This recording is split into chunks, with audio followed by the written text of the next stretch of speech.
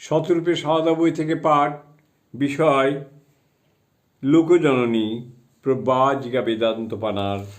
এই অধ্যায়ের এইটি শেষ অংশ।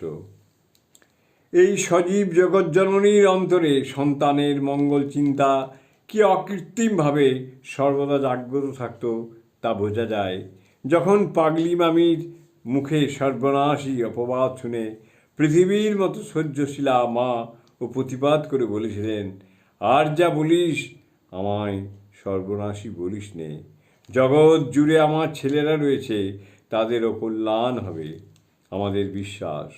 সন্তানের মঙ্গল প্রচেষ্টায় আজ জননী রত সমভাবেই সন্তানের অকল্যাণ সম্ভাবনা আজও তাকে উদ্বিগ্ন করে ঠিক তেমনি যেমন করত তাঁর স্থূল শরীরে, হয়তোবা আরও বেশি।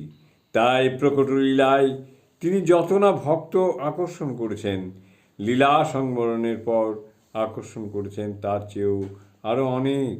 মা এই একাক্ষরই মন্ত্র স্বদেশ বিদেশের অগণিত সন্তানের প্রাণে স্নেহবারই সিঞ্চন করেছে।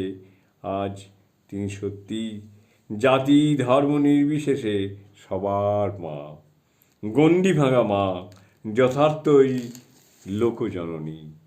জননীং শারদাং দেবীং রামকৃষ্ণং জগদ্গুরুং পাদপদ্মে তয়ো শ্রিত্বা প্রণমামি মুহুর্মুহুঃ, প্রণমামি মুহুর্মুহুঃ।